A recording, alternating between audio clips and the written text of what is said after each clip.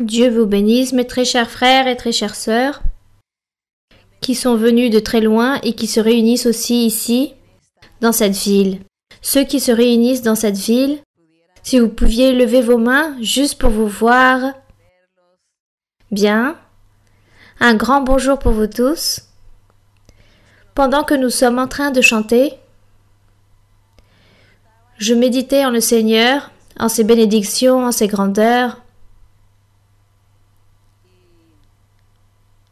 Et le Seigneur me parlait. Là, pendant que nous étions en train de chanter, le Seigneur me disait qu'il allait bénir ces lieux et qu'il allait bénir aussi les personnes qui sont ici présentes, qu'il allait les bénir et qu'il allait les prospérer.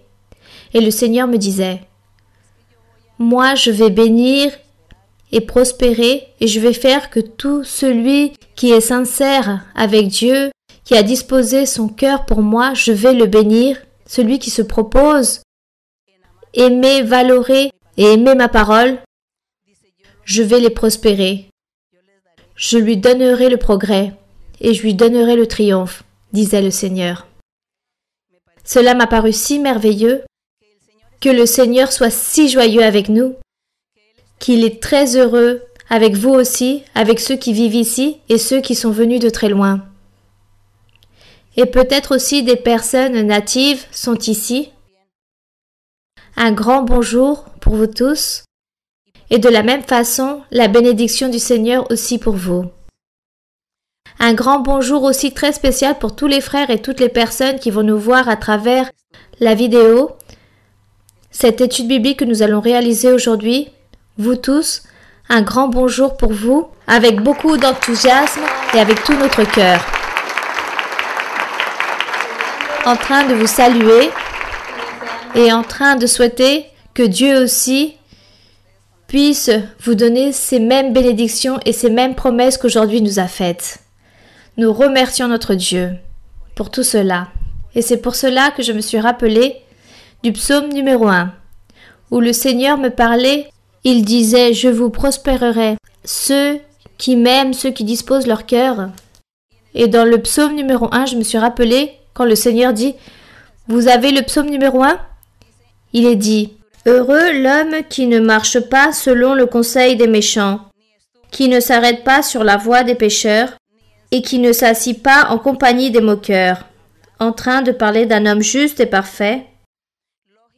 C'est normal, le premier fut le Seigneur Jésus-Christ. Et ensuite, ceux qui ont suivi le Seigneur. Ceux qui l'ont suivi, c'est cet homme juste. Parlons d'hommes et de femmes. En une seule parole générale, l'homme. Car le mot homme veut dire aussi homme et femme. Donc, quand Dieu dit qu'il a fait l'homme, il a fait la femme aussi. Donc, génériquement, on dit l'homme, mais cela signifie homme et femme. Et ici, quand il dit que cet homme est heureux, il parle aussi des femmes, en train de parler d'un cœur. Il dit qu'il n'a pas marché selon les conseils des méchants et qu'il ne s'arrête pas sur les voies des pécheurs et qu'il ne s'est pas assis en compagnie des moqueurs pour juger, pour condamner injustement quelqu'un. Il dit que cet homme parfait a fait cela. Jésus-Christ et ses serviteurs, ses fils, les fils du Seigneur, son Église ou ses croyants.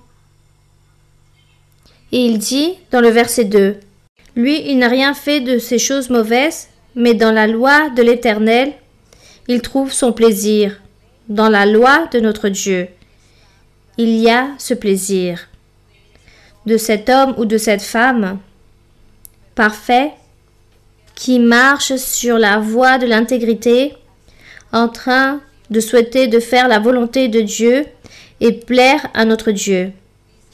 Il dit que dans la loi de l'Éternel, il trouve son plaisir et dans cette loi, il médite jour et nuit. Ça l'a fait Jésus-Christ. Il méditait jour et nuit. Et aujourd'hui, ses serviteurs, ses fils aussi. Ils méditent jour et nuit par rapport à notre Dieu. Car méditer en le Seigneur, on n'a pas besoin d'être à tout instant s'agenouiller pour prier, mais on peut marcher dans la rue, on peut être dans le métro, dans un bateau, dans un avion, peu importe. Nous sommes en train de regarder, d'observer et nous sommes en train de penser à Dieu. Regardez ce que Dieu a fait. Est-ce que ces personnes aimeront Dieu? Est-ce que celui-là croira en Dieu? Sûrement non. Peut-être celui-là est athée, peut-être celui-là il ira à l'église, il lira la Bible. Vous voyez, nous sommes en train de méditer en Dieu. Quelle merveille fait Dieu! Regardez la nature, ce que Dieu fait et ce que Dieu a fait. Cela s'appelle comment? Méditer en Dieu jour et nuit. Et lorsque le soir arrive, pendant la nuit on voit les étoiles, la lune, l'obscurité est arrivée, ce que Dieu fait. On ne va jamais se fatiguer de ce que Dieu fait. Et lorsqu'on ouvre les yeux, on dit « Oh, je vis, je viens de me réveiller ». Ça, c'est méditer en Dieu, jour et nuit. Et méditer en ses commandements, en sa parole. Lorsque nous disons « Je serai en train de plaire à Dieu », suis-je en train de pécher? Suis-je en train de faire quelque chose de mauvais? Que Dieu m'aide, que Dieu m'enseigne. Si je suis en train de faire quelque chose de mauvais, que Dieu m'aide et m'enseigne pour ne plus le faire. Voilà. Donc, verset 3, il dit « Cette personne, cet homme, cette femme, parfait, ou fils de Dieu, qui médite en le Seigneur, il leur dit dans le verset 3, « Il est comme un arbre planté près d'un courant d'eau, qui donne son fruit en sa saison, et dont le feuillage ne se fleurit point. Tout ce qu'il fait, cette personne, cet homme, ou cette femme, ou ce fils de Dieu, tout ce qu'il fait lui réussit. » Et c'est pour cela que je me suis rappelée de ce psaume, car le Seigneur, lorsque nous étions en train de prier, il disait cela. Il disait « Celui qui va me suivre, celui qui me craint, celui qui m'aime, celui qui a son cœur disposé pour faire ma volonté, il va prospérer dans tout ce qu'il va faire. Dans toute sa vie, il va prospérer, car je vais le bénir. » Et c'est pour cela que je me suis rappelée de ce psaume numéro 1. C'est très beau. Asseyez-vous, mes frères et sœurs. C'est très merveilleux. Méditez en Dieu. Et c'est merveilleux que Dieu nous ait apporté par ici. Ici, dans l'autre bout du monde, dans le globe terrestre. Si on sort d'un point et on part pour aller vers un autre lieu, on reviendra dans ce même point. Sûrement, un jour, le Seigneur va nous sortir de là et il va nous emmener peut-être vers du côté du Pacifique, en Amérique du Sud ou en Amérique centrale ou peut-être en Amérique du Nord. On va peut-être arriver en Europe et ensuite on va continuer en Afrique, en Asie, jusqu'à qu'on revienne ici à nouveau. Ce parcours ne vous paraît pas si merveilleux? Ce parcours le feront les fils de Dieu, les prédicateurs, celles qui vont prêcher aussi, les évangélistes, ceux qui sont en train de disposer leur cœur pour servir Dieu. Car je ne pense pas que vous êtes ici juste pour le motif que Dieu vous donne des richesses matérielles. Je pense que vous êtes ici parce que vous voulez que Dieu vous fasse travailler et que Dieu vous mette à prêcher et que vous puissiez servir Dieu en train de prêcher. Je pense que pour cela, vous êtes ici ou que Dieu vous a apporté ici. Et ça, c'est très beau, car Dieu est en train de voir tout cela, en train de voir vos cœurs, vos intentions, ce qu'il y a dans chacun, et Dieu va le bénir, va le prospérer, car ça, c'est la promesse qu'il a faite. Et cela nous rend joyeux de savoir qu'il existe un être suprême qui est en train de nous surveiller, mais qu'il est en train de nous surveiller pour les bonnes choses, pour des choses merveilleuses, pour que nous soyons des personnes très importantes. Pour Dieu, pour le monde. Car lui, il dit que nous sommes un vrai trésor pour Dieu. Nous sommes son trésor. Vous n'êtes pas fiers de cela? Moi, je vais vous lire où il fait cette promesse que nous allons être ce trésor précieux de notre Dieu ici dans Malachie. Cherchons ici dans Malachie qui se trouve avant de l'évangile de Matthieu. Avant de Matthieu, nous trouvons Malachie. Et ici, nous allons lire où Dieu dit que nous sommes pour lui ce trésor. Malachie 3, 17.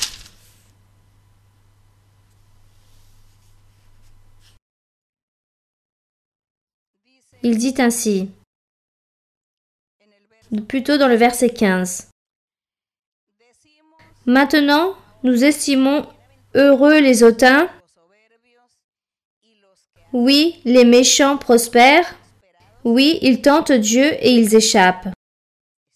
Ici, il était en train de dire que les fils de Dieu, un jour, ils commencèrent à faire un reproche. Ils étaient en train de dire, vous voyez comment le monde vive bien, ces millionnaires, ces personnes qui ont des avions, des bateaux, des jets, ils sont maîtres de tellement de grandeur dans le monde, et vous voyez comme ils réussissent et ils ne cherchent pas Dieu. Eux, ils ne se rappellent même pas de Dieu, ils ne louent pas Dieu, ils n'aiment pas, ils ne prient pas. Et nous, qui sommes en train de lire la Bible, nous prions Dieu et nous le cherchons et nous nous sacrifions, on n'a pas tout cela. Voilà ce qu'il disait. Heureux sont ces hautains. Ils font des méchancetés, ils font des choses mauvaises, ils vivent dans le péché, et regardez comme ils réussissent. Ils ont tenté Dieu, et regardez comme ils vivent bien. Voilà ce qu'il disait. Certains disaient cela, ceux qui étaient en train de chercher le chemin de Dieu. Alors, Dieu leur répond dans le verset 16. Alors ceux qui craignent, ou qui croyaient en Dieu, ou qui aimaient l'Éternel, ont parlé l'un à l'autre, et l'Éternel fut attentif, et il écouta.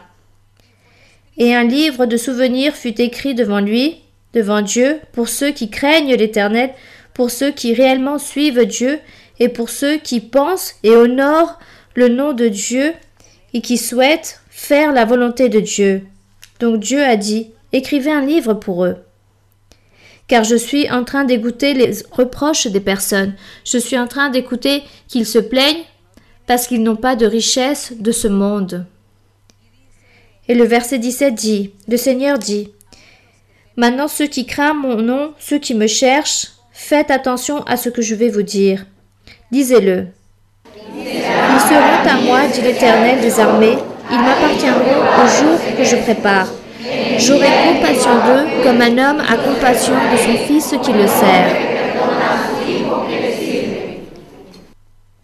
Vous voyez, ils disent ce que nous sommes pour Dieu, que nous lui appartenons, c'est-à-dire ce trésor, et que nous ne devons pas nous inquiéter pour les reproches de d'autres personnes qui, après avoir connu Dieu, se plaignent et disent « Revenons en arrière, ne continuons plus le chemin de Dieu, car regardez qu'on ne prospère pas, on ne réussit pas, on n'a pas des bateaux, on n'a pas des îles, on n'a pas des grands bâtiments ou des grandes tours. » Donc pourquoi? Vaut mieux vivre dans le monde, parce que regardez, le monde a de belles choses spectaculaires. Mais le Seigneur a dit non, ceux qui m'aiment réellement, ils seront pour moi et m'appartiendront. Il dit qu'à mes vrais trésors, j'aurai compassion d'eux, comme un homme a compassion de son fils qui le sert. Et si nous sommes un trésor pour notre Dieu, alors qu'est-ce qu'il est pour nous? Qu'est-ce qu'il est pour nous? Imaginons-nous. Si pour lui, nous sommes un trésor, alors, comment est Dieu pour nous? C'est le maximum, c'est ce qu'il y a de plus grand.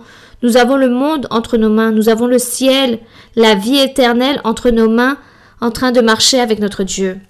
Nous remercions notre Père céleste, et c'est pour cela que toute cette méditation, toute cette réflexion, c'est parce qu'il y a beaucoup de frères et sœurs, il y a beaucoup d'hommes, de femmes, de croyants qui veulent prêcher, qui souhaitent travailler à Dieu en train de prêcher et sûrement être sur un pupitre en train de recevoir une congrégation,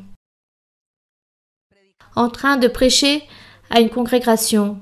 Je pense qu'il y a beaucoup d'hommes et de femmes qui souhaitent le faire. Être en train de travailler ainsi à Dieu, depuis le pupitre, en train d'évangéliser une congrégation, en train de leur remplir de doctrine, en train d'enseigner la doctrine, en train de leur imposer les mains, en train de prier pour chacun, en train de prier pour les malades, en train de demander à Dieu qu'il fasse des miracles en chacun, en train de demander à Dieu les dons spirituels, en train de demander à Dieu cet appui, du pouvoir, de l'autorité, de la capacité. Amen. Voilà. Mais pour cela, il existe beaucoup de règles. Ça, c'est très beau, très merveilleux, ce que nous souhaitons et ce que nous voulons. Mais aujourd'hui, nous allons apprendre certaines règles de ce qu'il faut ou ce que Dieu exige pour pouvoir occuper ce lieu. Et ici, dans le premier livre de Timothée, chapitre 3, nous allons méditer dans le premier livre de Timothée, chapitre 3, par rapport à certaines règles, par rapport à toutes celles qui existent pour un homme ou une femme croyant en Jésus-Christ, qui désire ou qui souhaite travailler à Dieu au niveau d'un pupitre ou évangéliser une congrégation ou une église, comme on veut l'appeler. Il se peut que les règles ne soient pas si difficiles, mais il y a beaucoup de règles. Et ici, il y en a quelques-uns. Donc, vous avez trouvé le premier livre de Timothée, chapitre 3. Donc, ici, il dit « L'apôtre Paul en train d'enseigner à son disciple Timothée. » Timothée était un jeune qui s'était déjà converti en évangéliste. Dieu lui avait donné les dons et était en train de le capaciter pour le travail de pasteur, d'évangéliste, de prêcheur, d'apôtre, de prophète. Dieu lui avait donné déjà ses capacités à Timothée et son instructeur Paul lui donnait certaines instructions. Et c'est pour cela que dans le chapitre 3, il lui dit « Cette parole est certaine. Si quelqu'un aspire à la charge d'évêque, car l'évêque c'est comme être ici, être pasteur, être l'évangéliste, être le maître ou le prêcheur, c'est la même chose. C'est le même travail. C'est le même travail. Celui qui est face à la congrégation en train d'enseigner, en train de prêcher, en train de prier pour les personnes, c'est la même chose être évêque, être diacre, prêcheur ou évangéliste, maître. Donc il dit que si quelqu'un aspire à ce travail, il dit que c'est une œuvre excellente s'il le désire. Donc dans le verset 2, il dit « Il faut donc que l'évêque ou le prêcheur ou le pasteur ou l'évangéliste ou le diacre soit irréprochable. » Être irréprochable, cela signifie que vous, homme ou femme, que vous soyez en train de vivre une vie droite devant Dieu, une vie juste, acceptable devant Dieu, que pour vous, personne va vous reprocher et personne ne va vous critiquer. Devant vous, personne ne va vous dire « Vous êtes en train de donner un mauvais témoignage. Vous êtes un menteur ou une menteuse. Vous êtes un faux, une fausse, un hypocrite. Vous êtes en train de vivre tel péché, vous êtes en train de le pratiquer. Alors pourquoi vous êtes là, debout sur un pupitre, en train d'enseigner et en train de donner une apparence ?» Cela s'appelle être irréprochable, que personne n'est en train de vous crier ou en train de vous montrer du doigt et en train de vous dire « Vous êtes là, sur ce pupitre, sur ce lieu, sans le mériter. » Car vous n'êtes pas en train de vivre une vie droite, correcte, que personne n'ait à faire cela. Au contraire, que tous puissent dire « vous avez ce poste, vous l'avez mérité car vous êtes une personne honnête, droite, intègre, qui est en train de faire la volonté de Dieu. Vous êtes mon maître, vous êtes ma maîtresse, vous êtes mon exemple à suivre. Cela s'appelle être irréprochable. Cela, c'est être irréprochable. Donc, là, il dit que l'évêque soit irréprochable. Un autre point, il dit qu'il soit mari d'une seule femme. Car à l'époque d'avant, lorsque l'apôtre Paul était en train de travailler à cette époque-là, on avait l'habitude par culture qu'un homme pouvait avoir 3 ou 4 femmes. Et à part cela, il pouvait avoir aussi des concubines, ce qu'on appelle aujourd'hui, dans le langage espagnol, des amantes ou des compagnes, ou bien avoir une autre dulcinée. Donc, dans l'Antiquité, c'était les concubines. Et l'homme pouvait avoir 3, 4 femmes, 2 femmes par rapport à son économie, à l'argent, sa position économique.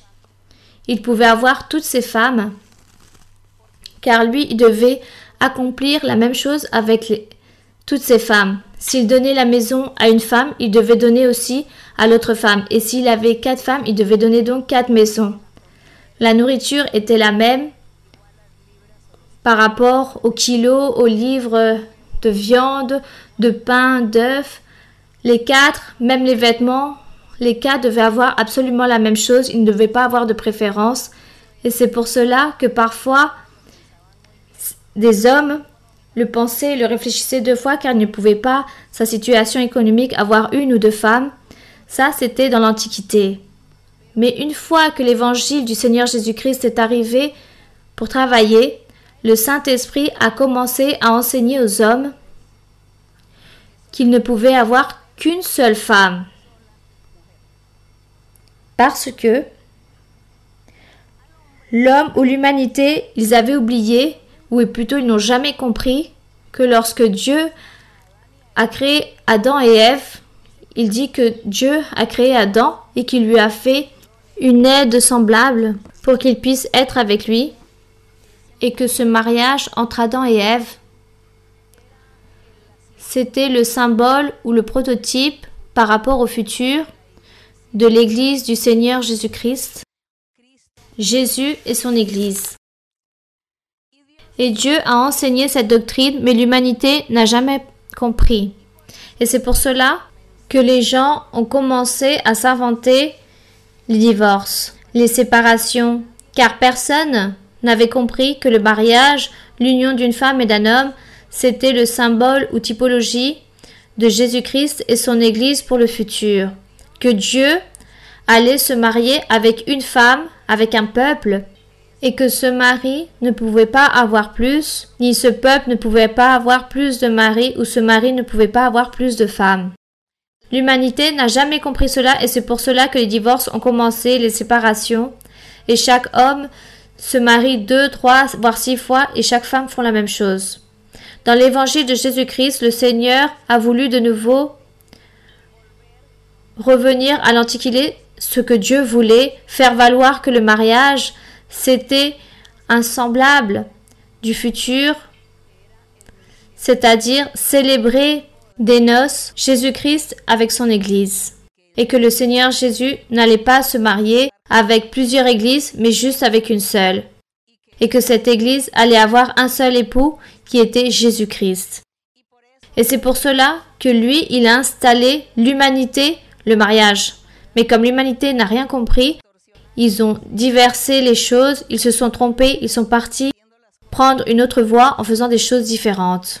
Donc le Seigneur Jésus, dans son évangile, il dit « Moi, je veux de nouveau à faire comprendre aux hommes et aux femmes, aux croyants dans l'évangile, qu'ils puissent comprendre qu'un mariage, l'union d'une femme et d'un homme en tant que couple, c'est un symbole, c'est une ressemblance de ce que viendra dans le futur lorsque nous célébrons les noces de l'agneau, c'est-à-dire Jésus-Christ avec son Église. Et c'est pour cela que lui, il veut nous enseigner dans l'Évangile que nous puissions respecter ce sujet du mariage.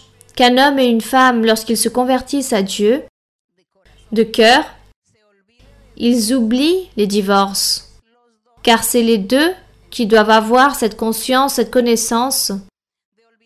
Il faut s'oublier tous les deux et se convertir réellement à Dieu, et Dieu va les aider pour que leur mariage puisse continuer jusqu'à la mort, car ça, c'est le genre de mariage comme Jésus-Christ et son Église. Voilà ce que Dieu veut que les personnes comprennent, ceux qui servent réellement le Seigneur. Si les choses ne fonctionnent pas comme Dieu veut nous les enseigner, alors nous allons demander à Dieu à travers la prière qu'il puisse nous aider à accomplir toutes ces règles, tous ces devoirs, toutes ces lois du Seigneur, qu'il puisse nous aider pour que nous puissions réussir jusqu'à la fin et faire la volonté de notre Dieu. Bien. Voilà ce que signifie ici lorsqu'il dit « mari d'une seule femme ». Donc dans l'Évangile, cela fut interdit qu'un croyant de l'Évangile, un chrétien, un véritable chrétien, puisse avoir 2 femmes ou plus. Il dit « mari d'une seule femme ».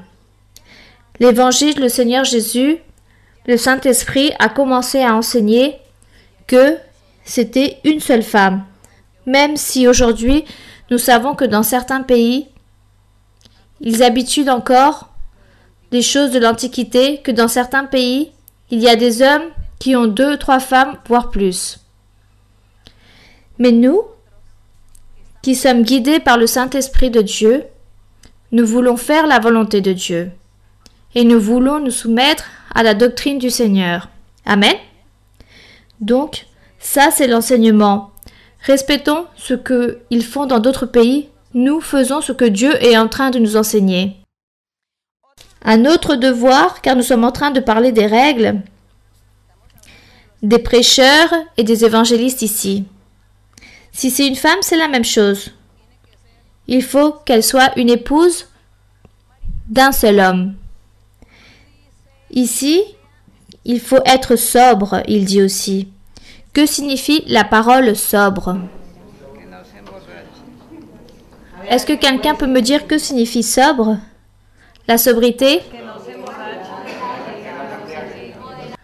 Ma sœur? Oui. Modéré, quoi d'autre? Mesuré? Oui. Sérieux? Non. La sobriété a un rapport avec l'exagération, en faisant les choses exagérées. Si vous commencez à boire du vin, alors vous commencez à boire et vous finissez par boire 3 bouteilles. Vous n'avez pas été sobre. Il dit soyez sobre. Oui, je vais être sobre, donc je vais boire juste 2 petites coupes et c'est suffisant.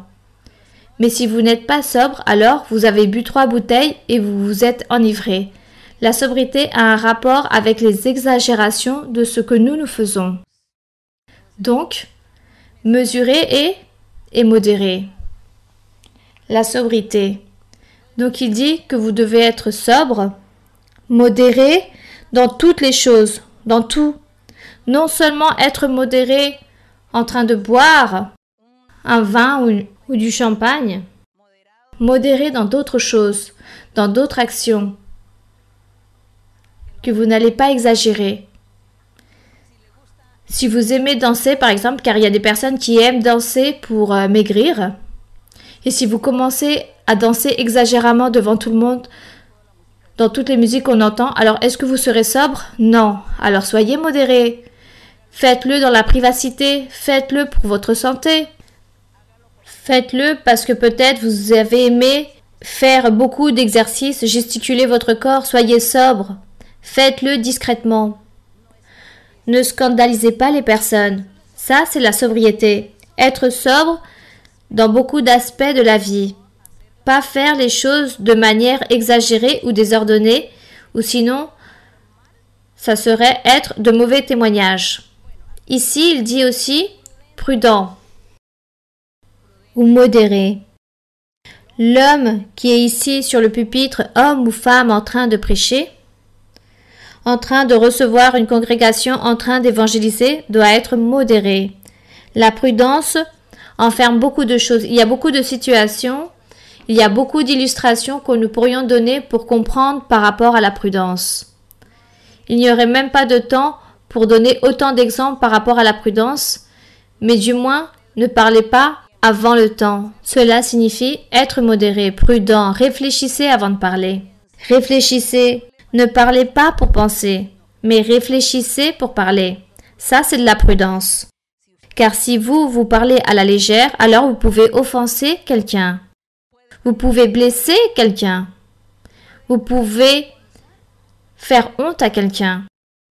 Qu'est-ce que nous pourrions encore dire d'une personne imprudente? On peut blesser. On peut détruire. Vous savez qu'une personne imprudente peut détruire une nation? Une personne imprudente peut former ou mettre une nation contre l'autre et la mettre en guerre à cause de sa manière d'être imprudente et d'offenser. C'est cela. Donc la prudence a à voir avec ce que nous devons analyser lorsque nous parlons, lorsque nous allons faire des choses, comment nous devons le dire, à quel moment, de quelle manière nous devons mesurer les circonstances, le temps, les personnes, nous devons mesurer la capacité des personnes. Et de cette même façon, nous agissons. Cela s'appelle la prudence. Car ce n'est pas à tout moment que nous devons être franches. Parfois, nous devons nous taire et ne pas être francs pour ne pas dire quelque chose et faire les choses avec prudence, car nous voyons les conséquences. Et si je parle et si je fais les choses sans penser, sans cette prudence, alors je vais commettre beaucoup d'erreurs par la suite. Bien, alors soyons prudents. Quoi d'autre? Ce prêcheur, ce pasteur, comment il doit être? Réglé dans sa conduite. Qu'est-ce que cela veut dire? Qu'est-ce que être réglé ou être déréglé? Donc, être élégant, s'habiller très bien, avec des décors, ou être nu? Est-ce qu'il y aurait un pays où les personnes marchent nues? Le jour où vous irez dans un pays où les personnes marchent nues, alors on va vous regarder bizarre car vous avez des vêtements. Qu'est-ce que vous feriez? Est-ce que vous allez vous dénuder pour être avec ceux qui sont nus? Non. Vous êtes ce que vous êtes. Tout simplement, vous ne riez pas et vous ne critiquez pas les autres. Et vous ne vous moquez de personne. Mais vous ne le faites pas. Donc, être réglé dans sa conduite. Oui, le décor avec un rapport avec la présentation. Comment vous dites? Être impeccable? Oui. Le décor, c'est une manière d'être réservé. Vous soyez réservé pour vous vêtir, pour vous comporter, pour faire les choses avec de l'éducation, avec intelligence, avec sagesse. Saluer, on doit saluer. On doit se diriger vers les personnes, voir les personnes, leur sourire, régler et leur manière de se vêtir, de se comporter, tout cela a un rapport avec la conduite. Un autre devoir, ce devoir d'hospitalier dans l'Antiquité, on s'habituait beaucoup dans l'Antiquité car il n'y avait pas d'hôtel. Comme il n'y avait pas d'hôtel, alors vous deviez recevoir les personnes qui arrivaient dans votre maison, dans votre toit et les accueillir très bien. Mais aujourd'hui, comme il existe beaucoup d'hôtels, plutôt ce que vous pouvez faire, mon frère, ma sœur, comme vous êtes venus aujourd'hui, je vous aide peut-être avec de l'argent pour que vous puissiez payer votre hôtel, car moi je ne peux pas vous recevoir, je n'ai personne qui puisse cuisiner, il n'y a même pas d'endroit où dormir, donc cela vous serez incommode, mais je peux vous donner une aide par-ci par-là pour que vous puissiez payer un hôtel et être bien commode. Bienvenue pour venir nous visiter, bienvenue. Donc dans l'Antiquité, on utilisait cela, mais plus maintenant. Mais peut-être parfois nous devrons le faire. Il y a des exceptions aussi, où il faudra le faire peut-être. Peut-être quelqu'un aime accueillir, donc il le fait. Il dit que le prêcheur ou celle qui prêche, ou celui qui veut être évêque, doit être propre à l'enseignement, apte pour enseigner. Apte pour enseigner, qu'est-ce que cela serait? Est-ce que quelqu'un peut m'expliquer qu'est-ce être propre à l'enseignement?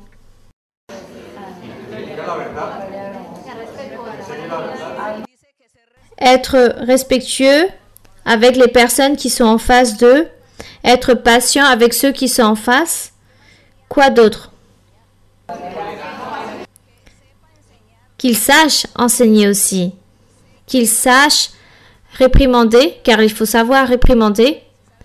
Vous savez que pour réprimander, il faut savoir le faire. Ce n'est pas juste parce que je me suis mis en colère et que je suis en train de crier sur vous, que je suis en train de vous réprimander ou de vous faire un appel d'attention. Non, moi je dois savoir réprimander. Je dois savoir diriger à quelqu'un lorsqu'il fait quelque chose de mauvais. On est en train de parler autant que pasteur. Donc, comment je dois me diriger à une personne, à un croyant? En train de lui faire passer une honte devant tout le monde? Non. Lorsque je le fais, je dois le crier dessus? Ou je dois le menacer? Ou en train de le blesser ou de l'offenser? Ou lui dire des mauvaises paroles? En train de l'insulter? Non. Ou en train de le menacer ou en train de le juger? Vous allez être à l'enfer à cause de cela? Non. Apte pour enseigner. Donc le contraire de cela serait que nous devons être miséricordieux, bons, prudents, sages, intelligents, que vous ayez du charisme, de la miséricorde pour les personnes, que vous ayez de l'amour pour les personnes, que vous soyez tolérants, de la tolérance, de la patience, quoi d'autre? Objectif, charisme, que vous puissiez faire les réflexions en privé, avec un sourire, en train de parler aux personnes, tu es en train de commettre des erreurs, tu es en train de faire ces choses de mauvaise façon, ne refais plus ces choses-là. Cela s'appelle quoi? Être propre à l'enseignement. Vous êtes candidat et candidate, n'est-ce pas, de pasteurs et qui veulent prêcher. Nous sommes en train d'apprendre, ceux qui nous voient aussi à travers la vidéo, il y a beaucoup de candidats car ils écrivent beaucoup. Et Dieu a dit que beaucoup seront là en train de prêcher. Donc nous sommes en train de parler de toutes ces choses merveilleuses, n'est-ce pas? En train d'apprendre de comment nous devons être ici en train de travailler à notre Dieu. Donc dans le verset 3, qu'est-ce qu'il dit? Qui ne doit pas être adonné?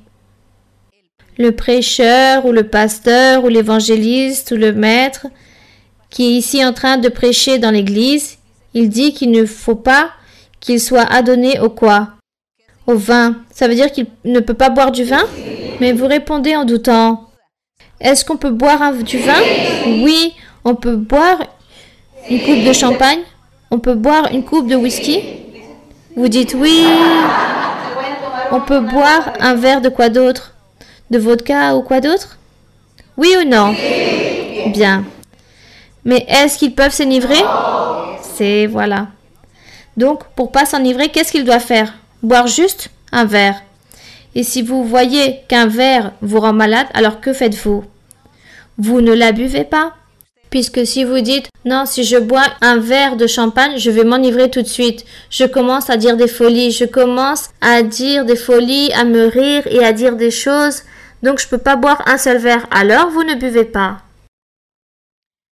Et d'autres diront, moi je vais boire juste un verre, voire deux, et cela ne me fait rien. C'est suffisant.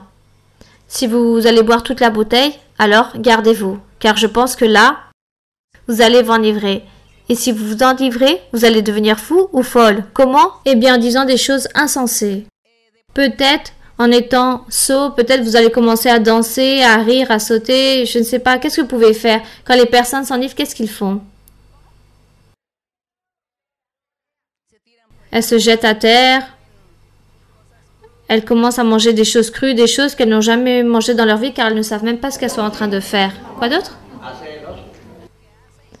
Ce que fait l'ours. Ça, on le comprend en Colombie, mais comment on dirait dans d'autres langues? Ils deviennent ridicules. Ou ils maltraitent les personnes. Ces personnes deviennent agressives. Elles commencent à être grossières, à tuer. Bon, de beaucoup de manières, la personne, l'homme ou la femme qui s'enivre fait toutes ces folies. C'est pour cela, vaut mieux que vous sachiez qu'il faut vous garder, que vous connaissiez votre corps, connaissez vous-même et vous dites non, moi, je ne peux pas boire un verre de champagne, de whisky, de vodka, peu importe. pour moi, je ne peux pas le faire car je m'enivre et je commence à faire des folies, donc vaut mieux pas que je boive. Non merci, je veux pas boire. Et l'autre dira oui, moi je peux boire un verre et cela ne me fait rien. Et en plus, quand je vais à une fête, à un mariage, à un anniversaire, je dois trinquer, alors je bois ce verre, mais c'est tout. Cela ne me rend pas malade. Et c'est tout. Cela s'appelle qu'il ne faut pas adonner au vin. Et ici, dans le verset 3, il dit ne pas adonner au vin. Vous savez, à l'époque d'avant, là-bas dans Israël, car dans la ville d'Israël, on cultive le raisin, donc il y a beaucoup de vigniers, donc la boisson des personnes, c'est le vin. Ça, c'est leur boisson. Et les personnes commencent à boire jusqu'au jour où ils s'enivrent. C'est pour cela que l'apôtre Paul disait, il ne faut pas s'adonner au vin, surtout les personnes qui sont là. Peut-être les personnes qui sont là-bas assises ont droit à boire un peu plus, mais celui qui est là, en train de recevoir la congrégation, gardez-vous. Il ne faut pas s'adonner au vin. Mais vous voyez qu'on n'interdit pas non plus qu'il faut pas boire du vin ou un verre, c'est cela. Je ne suis pas en train d'enseigner que les personnes deviennent ivres. Je ne suis pas d'enseigner cela, juste en train d'enseigner les choses comme elles sont. Tout dans la normalité. Aussi, il dit qu'il ne faut pas être ni violent ni indulgent. Parlons des personnes qui ont des tempéraments, qui aiment les conflits, quoi d'autre? Qui aiment se battre, quoi d'autre? Qu'ils sont colériques, quoi d'autre? Enragés, hautains. Comme dans chaque pays, on utilise un nom différent au tempérament fort d'une personne. Donc on dit qu'il ne faut pas être ainsi, en train de chercher des problèmes ou des conflits avec la congrégation, avec les personnes, car même en dehors, on ne peut pas se comporter de cette façon ni dans son foyer, car cela c'est rendre mauvais témoignage et cela prend préjudice dans votre vie spirituelle. Et si vous laissez place à cela, alors cela va faire que vous aurez des mauvaises conséquences dans votre vie spirituelle et quand vous allez venir ici à vous mettre debout face à la congrégation, Dieu ne va pas vous appuyer, car Dieu sera fâché et triste envers vous, car votre comportement dans le foyer n'est pas celui qui convient. Cela ne convient pas. Donc, il dit qu'il ne faut pas être avare par rapport aux gains malhonnêtes. Les choses avares, il y en a beaucoup dans le monde. Dans l'Antiquité, je ne sais pas comment seraient ces gains malhonnêtes, mais ce que j'ai lu dans la Bible, c'est que parfois, on faisait payer beaucoup d'intérêts pour prêter une certaine somme d'argent. On faisait payer de gros intérêts. Même des fois, on s'appropriait des maisons des autres. Et le Seigneur approuvait cela.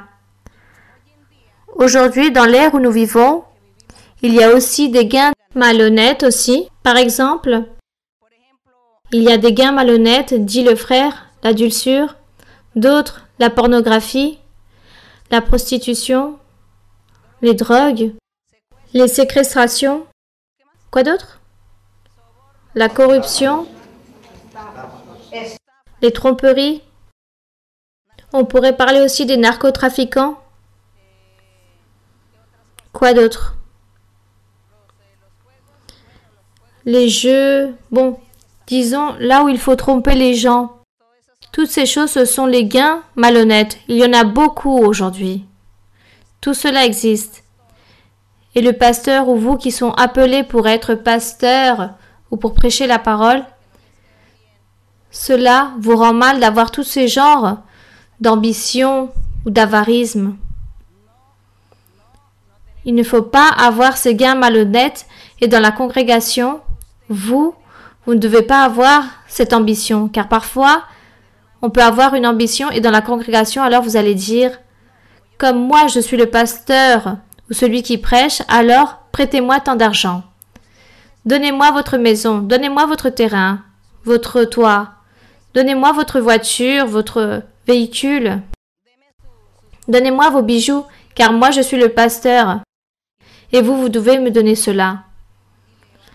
Il va enlever aux croyants, ou prêtez-moi de l'argent.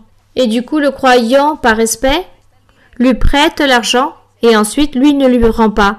Et lui dit, moi, je ne vais pas vous payer. Celui qui va vous payer, c'est Dieu. Et si vous me demandez cet argent, alors vous allez être puni pour cela, car moi, je suis le pasteur. Ça, c'est être quoi? Ambitieux et aussi avare. C'est l'avarisme. Tromper le croyant, se garder de toutes ces choses. Par exemple, ou que ce pasteur ait une entreprise ou une mini-société, il emploie certains croyants et il ne lui donne pas le salaire. Ou peut-être il les humilie ou il les traite mal. Alors, tout cela, Dieu ne lui plaît pas. Donc, vaut mieux rendre votre société à quelqu'un qui sache la diriger et vous, plutôt soyez libre pour que vous ne soyez pas impliqué dans ces sujets. Ça, c'est ce que enseigne ici par rapport à l'avarisme, car il dit qu'il y a des personnes avares qui ont tout en abondance. Et il voit une personne qui est en train de mourir de faim et il lui tend même pas la main, il lui donne même pas un pain, il ne lui offre rien, car cette personne est en train de tout garder. Donc ce pasteur ici, en train de garder tout pour lui, alors il n'aide pas les personnes, donc ça, ce n'est pas agréable devant les yeux de Dieu. C'est pour cela qu'il dit qu'il ne faut pas être avare. Nous sommes en train de parler des devoirs, pourquoi? Pour devenir quoi? Pour devenir pasteur ou prêcheur ou maître ici, de recevoir une congrégation ou évangéliser. Dans le verset 4 aussi, il y a une autre exigence. Il dit quoi? Qu'il faut qu'il dirige bien sa propre maison. Et qu'est-ce que diriger bien sa maison? Il a sa femme, ses enfants. Peut-être des petits-enfants. Si sa femme et ses enfants, il faut savoir diriger, accomplir avec les obligations, travailler et donner le nécessaire à sa femme et aux enfants, les éduquer, leur donner un bon exemple, car si lui, il ne donne pas un bon exemple, alors ses enfants ne vont pas recevoir le bon exemple. Donc, vous devez, autant que personne, autant que tête dans le foyer, donner l'exemple, que les enfants puissent obéir, que les enfants soient bien éduqués, respectueux, qu'ils respectent les autres, qu'ils soient obéissants lorsqu'on lui donne un ordre, qu'ils puissent croire à Dieu, qu'ils puissent chercher Dieu et être confiants en Dieu. Et vous, autant que tête du foyer, disons les prêcheurs, les pasteurs, celui qui désire être pasteur doit donner un bon exemple et vivre une vie droite aussi dans son foyer. Ses enfants vont voir cela en vous et eux, ils vont suivre cet exemple. Même si parfois ils arrivent à l'âge de l'adolescent, ils deviennent rebelles et peut-être ils vont partir ou ils ne veulent pas se soumettre à leurs parents. Donc vous, dans votre conscience, il ne reste plus que vous n'avez pas fait les choses bien. Vous allez dire, moi je les ai bien éduqués, je leur ai enseigné la crainte à Dieu, je leur ai enseigné le comportement, l'éducation, l'obéissance, la soumission. Je leur ai tout appris, mais eux, ils n'ont plus voulu m'écouter, ils n'ont plus voulu chercher Dieu. Moi, j'ai fait toutes les choses bien, j'ai été responsable, organisée, j'ai accompli avec mes devoirs, j'ai été très câlin, j'étais très attentif. Je les ai aidés dans leur étude, j'ai fait tout cela. Maintenant, mes filles sont adolescents, ils sont devenus rebelles, entêtés et ne veulent plus se soumettre. Ma conscience ne me dit pas que c'est à cause de moi. Mais ce sont des choses qui arrivent dans la vie et que chaque personne prend leur propre décision de faire ce qu'ils veulent, alors Dieu leur fera payer et Dieu se chargera de cela. Mais moi, Dieu ne va jamais me reprocher et ne va faire payer mon mauvais comportement, car il va pas dire « vous lui avez donné un mauvais exemple ». Au contraire, il va dire « tu lui as donné un bon exemple ». Laisse-les-moi dans mes mains, car maintenant c'est moi qui vais m'en charger et qui vais faire justice et leur réclamer et demander à eux et quoi leur exiger. Toi, ne t'inquiète pas, car toi tu as fait toutes les choses qui étaient entre tes mains. Voilà ce que Dieu dira à ces personnes ici, car il dit qu'il a bien dirigé sa propre maison. Et ses enfants ont méprisé cela. D'autres peut-être, qui sont très reconnaissants et suivent le bon exemple. Mais autres partiront et suivront le mauvais exemple des amitiés qu'ils ont dans le monde. Mais là, ses parents n'ont plus la conscience de quoi se plaindre. Un autre devoir. Ils disent qu'ils tiennent ses enfants dans la soumission et dans une parfaite honnêteté. Verset 5. Lisez-le. Car si quelqu'un ne sait pas diriger sa propre maison, comment prendra-t-il soin de l'Église de Dieu? Voilà, celui qui dit qu'il ne sait pas diriger sa propre maison, comment va-t-il prendre soin de l'Église de Dieu? Donc, dans sa propre maison, il doit savoir se mettre à sa place. Si c'est une femme, celle qui prêche et qui a son époux, alors dans sa maison, elle doit se mettre à sa place autant que femme, autant que mère, autant qu'amie, autant que tout ici, obéir et faire les choses bien. Si c'est un homme, le prêcheur qui est ici, dans votre maison, il doit être un bon père, un bon époux, responsable, organisé, qui ne soit pas quelqu'un qui s'enivre, qui ne soit pas colérique ou qu'il donne des mauvaises paroles ou irresponsable, au contraire, qui respecte son foyer, sa femme, qu'il n'ait pas de yeux pour une autre femme, mais juste pour son épouse. Tout cela, ce sont des devoirs indispensables pour être ici en train de travailler et servir au Seigneur autant que pasteur d'une église. Et ici, enfin, il dit qu'il ne soit pas un nouveau converti, c'est-à-dire il faut que ça soit une personne qui sache, qui ait lu la Bible et qui connaisse la doctrine, la connaissance de Dieu et qui lise beaucoup de Bible pour qu'il puisse apprendre son comportement envers Dieu et qui ne s'enfle pas d'orgueil dans son cœur parce qu'il croit qu'il sait beaucoup, qu'il est plus que les autres, donc il est devenu orgueilleux, arrogant. Non, humble et simple. L'humilité et la simpleté pour un homme ou une femme qui cherche Dieu. Et plus on cherchera Dieu, on sera plus humble et plus simple. Et il dit qu'il est nécessaire, lisez le verset 7, il faut aussi qu'ils reçoivent un bon témoignage de ceux du dehors, afin de ne pas tomber dans l'opprobre et dans les pièges du diable. Si vous n'avez pas un bon témoignage dans votre travail, dans l'entreprise, dans la société, dans l'université, dans la rue, peu importe où que vous soyez, en train de travailler ou de vous développer autour des personnes, si vous n'avez pas un bon témoignage, alors on dit qu'on va vous critiquer, que personne va vous croire. Personne croira ce que vous allez prêcher et personne va croire que vous êtes en train de diriger une église ou d'évangéliser. Il va dire, qu'est-ce que je vais croire en vous? Regardez le témoignage que vous avez ou la manière comment vous vous comportez. Vous êtes un irresponsable, vous êtes un malhonnête, vous êtes un menteur. Voilà ce qu'on va vous dire. Et on va pas vous croire. Et ils vont dire, ne me parlez pas de votre religion, de votre église, je ne crois pas en vous. Ça serait très triste. Alors, il dit qu'ils ne font pas tomber dans l'opprobre et dans les pièges du diable. Que Dieu nous garde de toutes ces choses, n'est-ce pas? Vous qui êtes les candidats et candidates, alors que pensez-vous?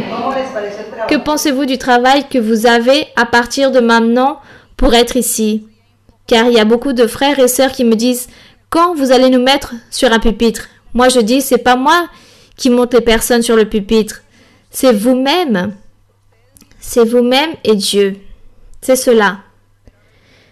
Mais les devoirs vous paraissent beaux, n'est-ce pas? Et facile, n'est-ce pas? Très facile de les mettre en pratique. Très facile. Moi, je dis que cela, c'est très très facile. Lorsque nous aimons Dieu, Dieu nous aide. Il nous aide pour que nous puissions vivre et pratiquer tout cela. Bien, merci beaucoup. Et maintenant, nous allons donner un temps pour 4 questions si vous avez. Je ne sais pas si vous avez des questions par rapport à cela. Ne me donnez pas des témoignages, mais juste des questions, car une fois finie la réunion, nous allons témoigner. Ma sœur Mara-Luisa, que Dieu vous bénisse. Ma sœur, maintenant je comprends comment dans toutes les études bibliques que le Seigneur nous a permis de recevoir en écoutant les frères et sœurs lorsqu'ils disent que leurs sœurs se réjouissent d'allégresse. Maintenant, je comprends en direct cela. Ma sœur, la joie est énorme. Elle est vraiment énorme d'être ici. Ma sœur, nous venons de Colombie. Nous avons passé beaucoup de kilomètres pour être ici et c'est une grande bénédiction. Et je donne l'honneur et la gloire au Seigneur pour nous permettre d'être face à son ministère. Car ma sœur, moi je veux être très sincère et vous dire de cœur que votre vie et synthétiser la vie des patriarches, la vie des prophètes, la vie de toute cette liste, ma sœur. Car vous représentez, ma sœur, la véritable présence de notre Dieu sur la terre et que l'honneur et la gloire soient pour lui. Ma sœur, moi j'ai une question de la Bible, mais sans vous citer des versets ou des chapitres directs, mais je veux vous demander la différence qu'il existe lorsque le Seigneur nous choisit et lorsque le Seigneur nous appelle. Car le Seigneur a appelé et a choisi Abraham. Il a appelé, il a choisi Moïse, il a appelé, il a choisi ses prophètes, il a appelé, il a choisi ses apôtres et ses évangélistes. Ma sœur, moi et tous les frères que nous avons l'opportunité de profiter de ce glorieux ciel, le Seigneur nous a appelés. Mais quand, ma sœur, nous allons être avec le Seigneur? Si à travers cette conviction que nous avons pu être choisis pour le Seigneur. Merci, ça c'est ma question. Bon, savoir quand? Ne vous inquiétez pas pour savoir quand. C'est Dieu qui va vous mettre dans un ouvrir et fermer les yeux. Ouvrir et fermer les yeux, Dieu nous met dans le lieu où il veut, où il nous donne ce qu'il veut. Donc, continuez dans votre préparation. Continuez à vous préparer et attendez, le moment arrivera. C'est cela, le moment arrivera. Par surprise. Bien, continuons. Oui, mon frère. Good morning, brothers and sisters. May the Lord forever bless you. On behalf of all my compatriots, I would like to give you, Sister Marie-Louisa, a cordial welcome to Australia, a promise of the Lord now fulfilled. A special greeting to you from my brothers and sisters in Brisbane, and how happy we are to greet you and welcome you to Australia. Sister, if you would allow me, I just wanted to quickly share part of my journey since I've been part of the Church of God Ministry of Jesus Christ International.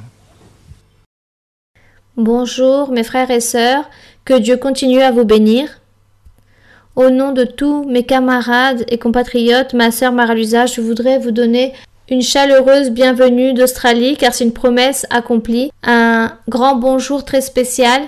Et nous sommes très heureux de vous saluer et de vous avoir ici en Australie. Ma sœur, si vous me le permettez, j'ai simplement envie de vous partager très court mon expérience dans l'Église, mon chemin qui a fait partie de l'Église de Dieu ministérielle de Jésus-Christ international.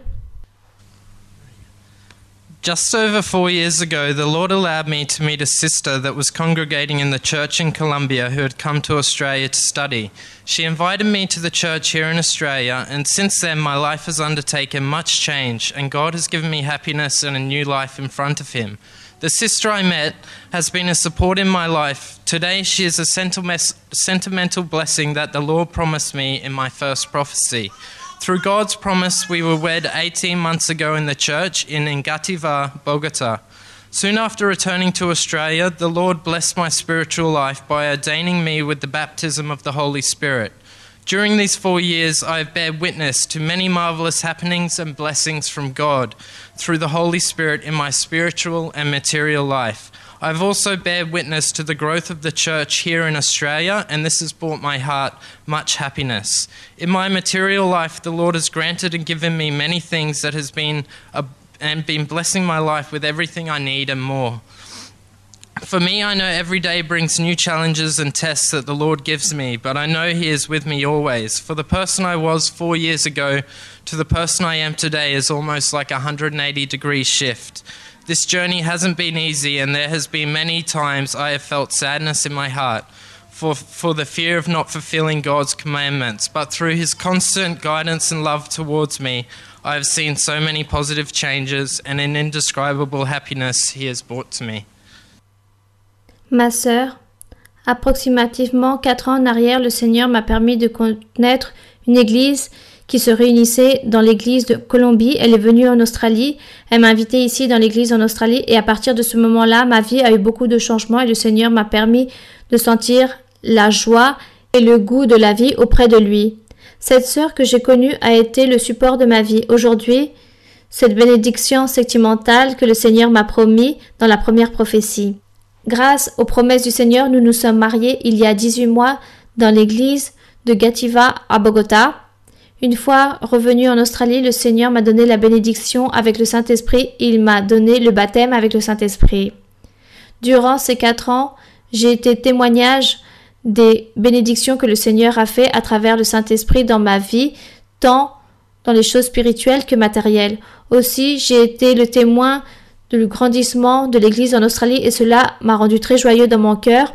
Dans la vie matérielle, le Seigneur m'a permis de recevoir beaucoup de choses et il m'a donné de grandes bénédictions dans ma vie et tout ce que j'ai eu besoin et encore plus.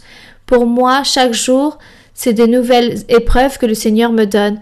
Mais moi, je sais qu'il était avec moi toujours. Pour la personne que j'étais il y a 4 ans et la personne que je suis maintenant aujourd'hui, c'est comme si j'avais fait un tournant de 180 degrés. Ce chemin n'a pas été facile.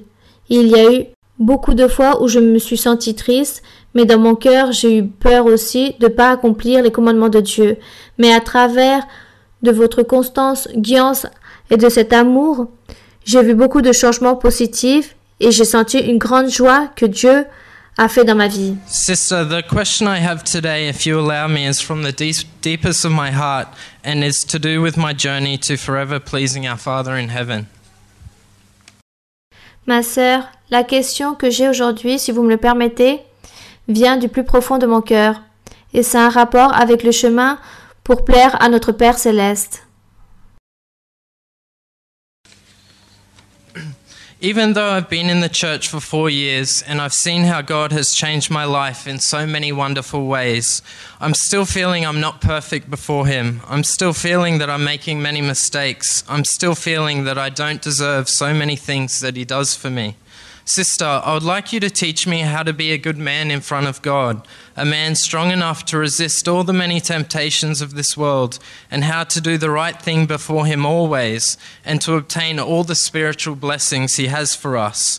Because I want to serve Him and help so many people I know, trust, and love in this country that have hardened their hearts to the mere thought of God being able to communicate with us through the Holy Spirit. Thank you, sister, for your response, and may God forever bless you. And thank you for coming so far away to be with us. And we pray that one day that you can be with us in Brisbane. Thank you. Ma sœur, malgré que j'étais dans l'église durant 4 ans, j'ai vu comment Dieu a changé ma vie dans des merveilleux moments de ma vie. Même si je ne suis pas encore parfait devant Dieu, je sens que je suis encore en train de commettre d'erreurs et je sens que je ne mérite pas toutes les choses que Dieu fait pour moi. Ma sœur, je voudrais savoir que vous puissiez m'enseigner comment être un bon homme devant le Seigneur, un homme suffisamment fort pour résister à toutes les tentations de ce monde. Et comment faire les choses bien devant le Seigneur, toujours, et obtenir les bénédictions spirituelles qu'il a pour nous. Car je veux lui servir au Seigneur et je veux aider beaucoup de personnes que je connais, en quelles je confie que j'aime dans ce pays, lesquelles ont endurci leur cœur, juste en pensant que Dieu puisse se manifester à travers le Saint-Esprit. Merci beaucoup, ma sœur, pour votre réponse et que Dieu continue à vous bénir. Et merci beaucoup aussi pour venir si loin pour être avec nous. Et nous prions pour qu'un jour aussi vous puissiez venir nous voir. Merci beaucoup. Bien, merci. Pour aimer Dieu, pour suivre Dieu, pour le suivre, et que toutes ces craintes vous enlèvent, car parfois vous sentez des craintes, ne vous inquiétez pas. C'est juste aimer Dieu. Lorsque nous aimons Dieu, nous lisons la Bible, et on aime Dieu, ça c'est suffisant. Dieu vous aidera. Dieu vous aidera car Dieu va voir dans votre cœur que vous voulez disposer votre cœur pour lui plaire et faire les choses bien. Donc Dieu va vous aider, il va vous appuyer, il va vous bénir. Ne vous inquiétez pas. Continuez vers l'avant et lisez beaucoup la Bible. Que Dieu vous bénisse. Que Dieu soit avec chacun d'entre vous. Dieu, au début, a offert des bénédictions pour tous. Chacun a reçu la bénédiction. Aussi, les frères et sœurs qui nous voient à travers la vidéo, eux aussi ont reçu leur bénédiction de Dieu. Et nous allons maintenant nous mettre debout. Nous allons réaliser notre prière. Nous allons faire notre prière, mais avant cela, chantons au Seigneur un cantique. Quel cantique vous avez là prêt? Le cantique ou chantons un cantique? Quel cantique vous voulez que nous chantions au Seigneur? Chantons au Seigneur Je veux plus et encore plus de Christ. Yo quiero más y más de Cristo, quiero más de su poder, yo quiero más de su presencia, yo quiero más y más de Él, yo quiero más y más de Cristo, yo quiero más de su poder, yo quiero más de su presencia, yo quiero más y más de Él. Béni soit Dieu Tout-Puissant, Père, Seigneur, Dieu, Créateur du ciel et de la terre, de l'univers, notre Dieu Tout-Puissant, qui vit et qui existe en esprit et en vérité. Tu es notre Dieu, qui nous gouverne, qui nous a établi des lois et des statuts dans notre vie spirituelle et matérielle. Et nous sommes ici devant ta présence, autant qu'être humain, peut-être indigne, mais ta miséricorde est si grande. Et par ton amour et ta miséricorde, nous sommes là devant ta présence.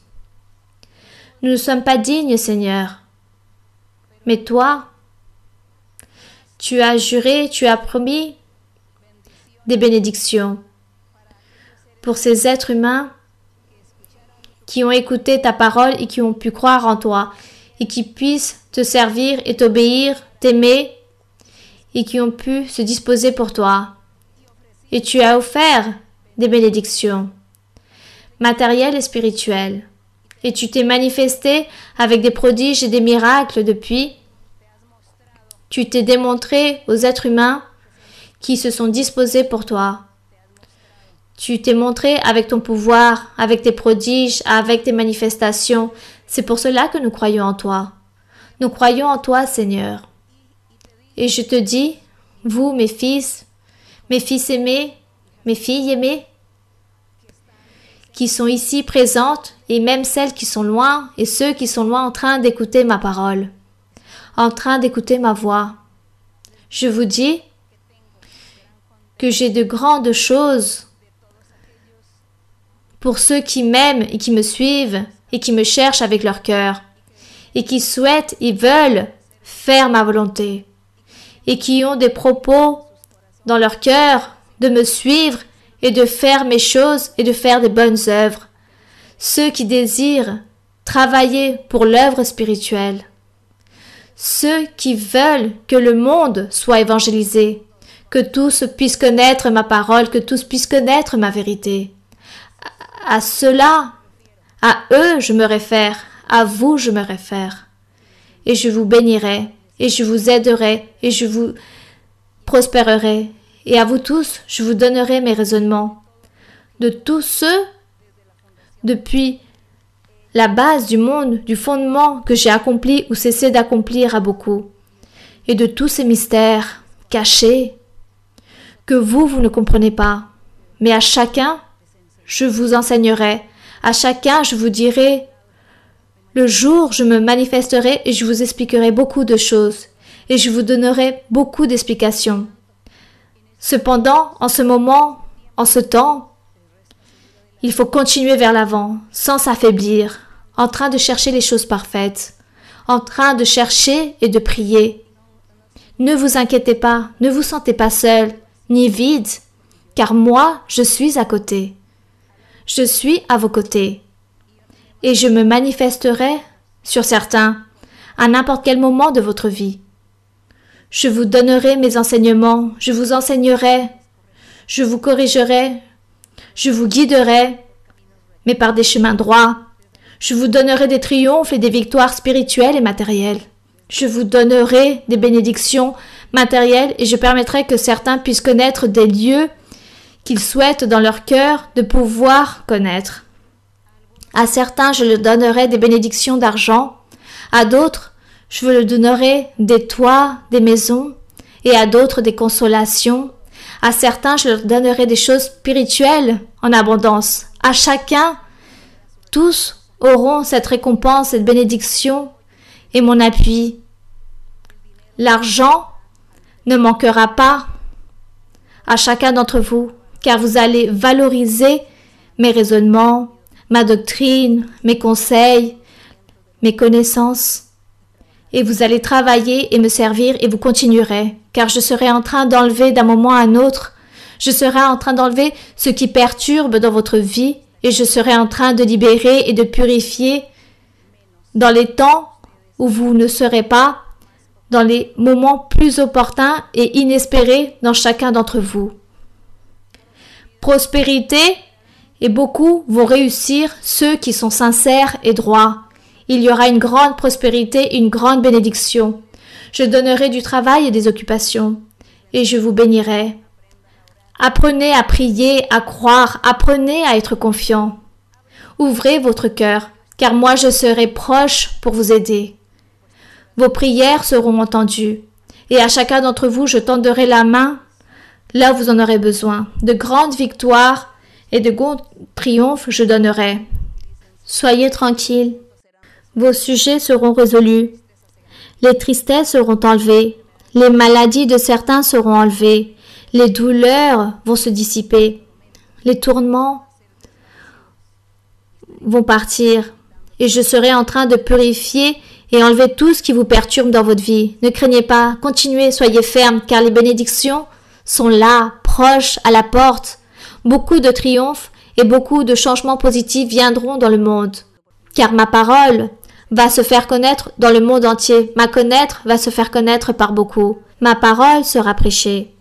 Continuez et soyez fermes. Merci, Éternel Dieu. Merci, Père Saint. Au nom glorieux de Jésus-Christ, ton Fils aimé. Je te remercie. Je te donne la louange, l'honneur, la gloire. Merci, Seigneur. Merci, mon Père. Merci, Père Céleste. Je te donne l'honneur, la gloire et la louange. À toi est le règne et la gloire et le pouvoir. À toi viendra tout être humain. Ils vont s'humilier devant ta présence. Car toi, tu es digne, digne de l'honneur, de la gloire, de la louange. Tu es digne, mon Père. Nous allons nous humilier devant ta présence et que nous puissions reconnaître que tu es un Dieu véritable. Merci, alléluia. Merci, puissant Dieu. Merci, puissant roi. Les louanges sont pour toi, depuis maintenant et pour toujours. Et tous ceux qui ont écouté ta parole, qui ont écouté tes promesses, ils vont les recevoir très bientôt. Et chacun va profiter de tes promesses et de tes bénédictions. Chacun va profiter de ta parole sainte, de ton pouvoir, de ta présence. Il y aura cette liberté, il y aura de la purification, il y aura cette libération, il y aura la crainte dans leur cœur. Mon Père, sois miséricordieux, aie de la miséricorde, aie cette miséricorde et pardonne-nous. Pardonne-nous, Seigneur, car nous t'avons manqué et nous ne te cherchons pas comme nous devions le faire. Merci, alléluia. Au nom glorieux de Jésus-Christ, ton Fils aimé, nous te le demandons, mon Père. Merci, Seigneur. Toma por favor mi mano, Señor, contigo quiero ir. Con sangre aquí pagaste por mí, te quiero hoy servir. Anhelo poder lo malo vencer y en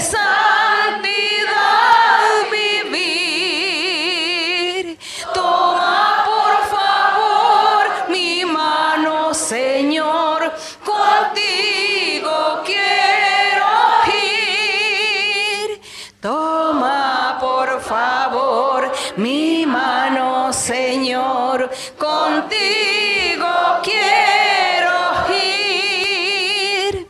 Con sangre aquí pagaste por mí, te quiero hoy servir. Anhelo poder lo malo vencer y en santidad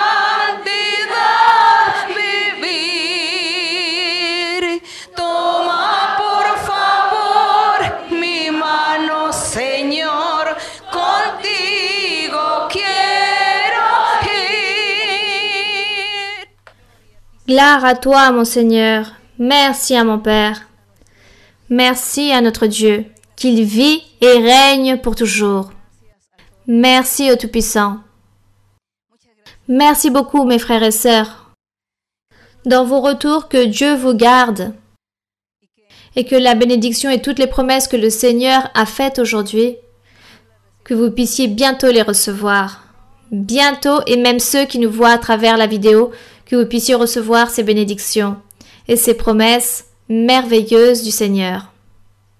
Merci beaucoup à vous tous. Merci aux personnes anglo-saxons, aux personnes natives qui ne sont pas d'Amérique latine. Merci beaucoup. Que Dieu vous bénisse. Et aussi que vous puissiez profiter de la main de Dieu. Merci beaucoup et que Dieu vous bénisse. Merci. Je vous aime. Merci beaucoup.